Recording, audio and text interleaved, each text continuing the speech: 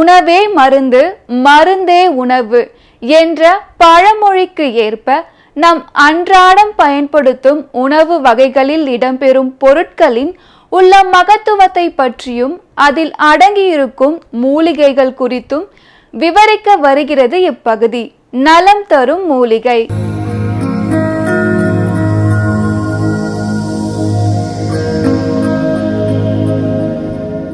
மக்கள் வணக்கம். உலக தமிழ் அறிவாளிகளே, சித்தர்களின் அருளால் நலமுடன் பல்லாண்டு வாழ்வோம். மக்கள் தொலைக்காட்சியில்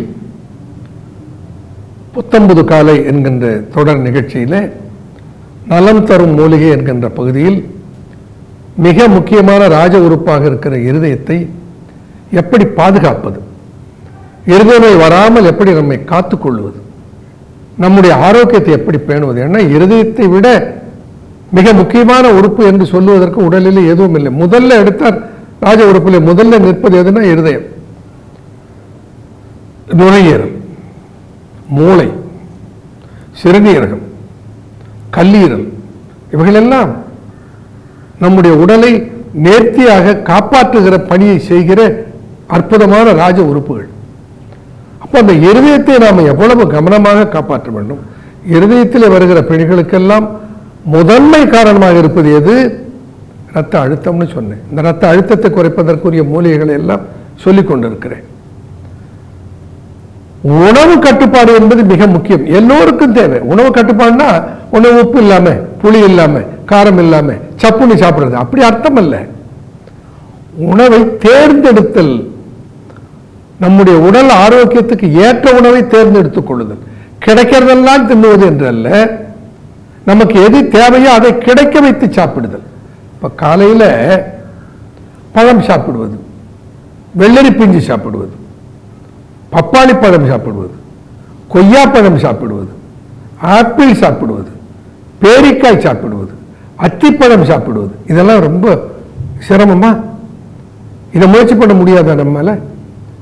காலையில போட்டு ஒரு 8-10 இட்லி, ஒரு அரை டசன் தோசை அல்லது பூரி மசாலா போட்டு அழுத்தி மதன் எந்த வேலையும் செய்யறதுக்கு மூளைக்கு ரத்தம் போவோம் பண்ணி உடம்ப நாசம் பண்ணி கொள்ளுகிறோமே.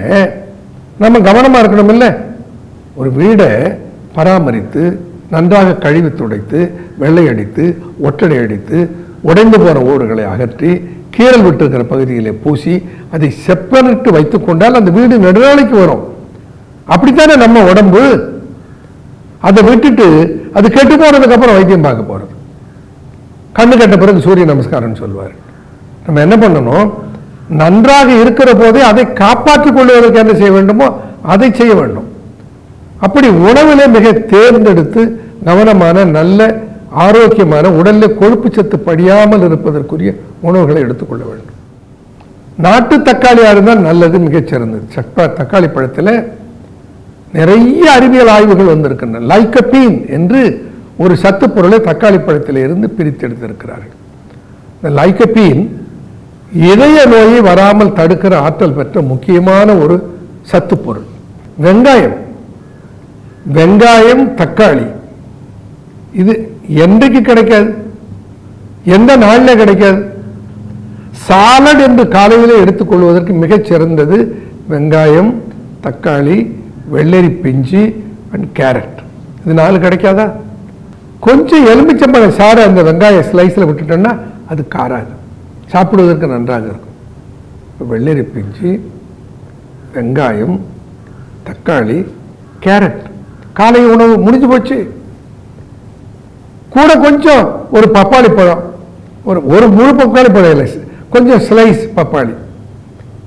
இதை நன்றாக மென்று கூழாக மென்று குழவென்று தண்ணீர் போல மாற்றி உண்ணுவதிலே கவனமாக இருந்தால் பெரும்பாலான நோய்களை, உணவு பாதை சார்ந்த நோய்களை, இருதயம் சார்ந்த நோய்களை, சிறுநீரகம் சார்ந்த நோய்களை எல்லாம் நாம் தடுத்து விடலாம், தவிர்த்து விடலாம். அப்படி நோய் வந்த இப்ப இதெல்லாம் பண்ண நோயை வராதா? இது குதர்க்கமான கேள்வி. நோய் என்பது பல்வேறு காரணங்களினாலே வருவது. அது மழை காலத்திலே தொற்றாக வரும், நம்முடைய பழக்க வழக்கங்கள் தவறாக இருந்து புகைத்தல், மது அருந்துதல், போதைப் பொருட்களை கையாளுதல் போன்ற பல கெட்ட பழக்கங்களுக்கு நாம் ஆளாகி இருந்தால் அதனாலே வருகிற பிணிகள். மிக மோசமானது ஒன்று, உடற்பயிற்சி இல்லாமல் லெத்தர்ஜிக், சோம்பேறி, எந்த வேலையும் செய்யறதில்லை, நடக்கிறது இல்லை. ஒரு இடத்துலேருந்து ஒரு இடத்துக்கு போறதுன்னா உடனே ஒரு வாகனத்தில் போகுது, நடப்பது என்பது ஆல்மோஸ்ட் மறந்து போச்சு நீங்க நம்ம மக்களிடத்தில். இப்படி உடற்பயிற்சியற்று இருத்தல், அதுவே ஒரு பெரிய உடல் நலக்கேடு. ஆக உணவை தேர்ந்தெடுத்தல், சிம்பிள் உடற்பயிற்சிகள், இரத்த ஓட்டத்தை உடல் முழுக்க பரப்புவதற்குரிய பயிற்சிகள், எளிய பயிற்சிகள். இதுக்கு போய் பெருசா ஜிம்முக்கு போய் செய்யணும்னு அவசியம் இல்லை, அதுக்கு மாசக்கணக்கில் பணம் கட்டணும்னு அவசியம் இல்லை. மாறாக கைகால்களை மடக்கி நீட்டுகிற பயிற்சிகள், உட்கார்ந்து எழுந்த சிட்டப்ஸ், பிள்ளையார் தோப்புக்கரணம், அதை விட சிறந்த பயிற்சி இல்லை. படுத்து தண்டால் எடுத்தால் அதை விட சிறந்த பயிற்சி இல்லை. ஏன்? காலை மேலே தூக்கி கீழே விடுதல், படுத்துக்கொண்டு காலை மேலும் கீழுமாக அசைத்தல், பக்கவாட்டத்தில் காலை அசைத்தல், கைகளை முன்னும் பின்னுமாக அசைத்தல், சிம்பிள் யோக பயிற்சிகளை செய்யுங்கள். நடைப்பயிற்சி அதை விட சிறந்த பயிற்சி உலகத்திலே இல்லை. பிளட் பிரஷருக்கும் சர்க்கரை நோய்க்கும் ஒரே நேரத்தில் உதவுகிற உயர்ந்த பயிற்சி எதுன்னா நடைப்பயிற்சி. இவைகளெல்லாம் கையாளலாமே, இவளை கையாண்டாலே ஒன்றும் வராது, உறுதியாக சொல்லுகிறேன், ஒன்றும் வராது. கவனமாக இருக்கணும். உணவை அதுக்காக என்ன பட்னியாக கிடக்க முடியும், அல்லது ஒரு ருசியான பொருளை சாப்பிடாமல இருக்க முடியும்? அப்படி அல்ல. இன்றைக்கு தகாத உணவை அதிகமாக சேர்க்க வேண்டிய சூழல் வந்தது, சாப்பிட்டு விட்டோம். அடுத்த நாள் அந்த உணவை தவிர்த்து அதை குறைத்து இயல்பு நிலைக்கு கொண்டு வந்து விடுங்கள், தீர்ந்து போச்சு. இன்னைக்கு ஒரு நாள் ஒரு விருந்துக்கு போறோம், அங்கே சர்க்கரை சேர்ந்த உணவு கொடுத்தார்கள், நமக்கு சர்க்கரை நோய் இருக்குது, பரவாயில்ல, ஸ்வீட்டை சுவைச்சு சாப்பிட்டுருங்க. அடுத்த 2 நாளைக்கு பரிசோதனை பண்ணி பார்த்து சர்க்கரை சத்து இல்லாத உணவுகள், அதை எடுத்துக்கொண்டு இயல்பு நிலைக்கு கொண்டு வந்துருங்க, சரியா போச்சு.